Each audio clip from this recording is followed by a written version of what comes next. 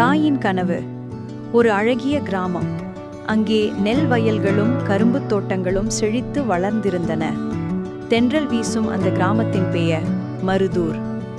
இந்த கிராமத்தில் தன் மகன் குமரன் என்பவனை வளர்த்து வந்தாள் காமாட்சி என்ற தாய். காமாட்சிக்கு உலகமே குமரன்தான். கணவன் இளமையிலேயே இறந்துவிட விவசாய கூலி வேலை செய்து தன் வியர்வையையும் இரத்தத்தையும் உரமாக இட்டு மகனை வளர்த்தாள். அவள் வீட்டில் செல்வமில்லை, ஆனால் அவள் இதயத்தில் நிறைய கனவுகள் இருந்தன. குமரா, நீ நல்லா படிக்கணும்.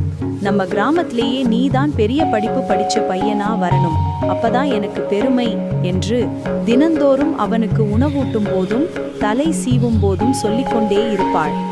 குமரன் சிறுவயது முதலே தாயின் கஷ்டத்தை பார்த்தவன். பள்ளிக்கு செல்லும் போது அவன் சட்டையில் இருக்கும் கிழிசலும் காலில் இருக்கும் பழைய செருப்பும் அவனுக்கு தன் தாயின் தியாகத்தை நினைவூட்டும். மற்ற மாணவர்கள் புது உடை அணிந்து பளபளக்கும் காலணிகளுடன் வரும்போது குமரன் சற்று தலை குனிந்தாலும் தாயின் வார்த்தைகளை நினைத்து அதிகமாக படிக்கத் தொடங்கினான்.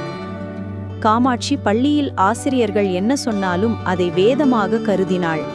ஒருமுறை பள்ளி தலைமை ஆசிரியர், குமரன் மிக திறமையான பையன், ஆனால் அவனது படிப்பு செலவுக்கு நீங்கள் இன்னும் கொஞ்சம் அதிகமாக செலவு செய்ய வேண்டியிருக்கும் என்று கூறினார். காமாட்சிக்கு தூக்கி வாரி போட்டது. அன்றிரவு அவள் யோசித்து கொண்டிருந்த போது தன் மூக்குத்தியை விற்றுவிடலாம் என்று நினைத்தாள். அது அவளின் அம்மா மூக்குத்தி. அவளுக்கு சிறிது வருத்தமாக இருந்தாலும் மகனின் எதிர்காலம் பெரிது என்று நினைத்தாள். அடுத்த நாளே அதை விற்று புத்தகங்களையும் சீருடைகளையும் மகனுக்கு வாங்கி கொடுத்தாள். அம்மா, உன்னோட மூக்குத்தி எங்கே என்று குமரன் கேட்டான். காமாட்சி புன்னகையுடன், அதைத்தான் உனக்கு புத்தகமா பேனாவா மாத்திட்டேனேடா, நீ நல்லா படிச்சு பெரிய ஆளாகணும், அதுதான் எனக்கு நிரந்தரமான நகையப்பா என்றாள். தாயின் கண்களில் இருந்த நீர் அவளுக்கு மட்டுமே தெரிந்தது.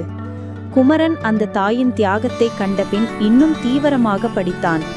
இரவு விளக்கு வெளிச்சத்தில் அவன் படித்த நாட்கள் பல. அவனது முயற்சி வீண் போகவில்லை. பள்ளி இறுதி தேர்வில் அவன் மாநிலத்திலேயே முதல் மதிப்பெண் பெற்றான். மருதூர் கிராமமே மகிழ்ச்சியில் திளைத்தது.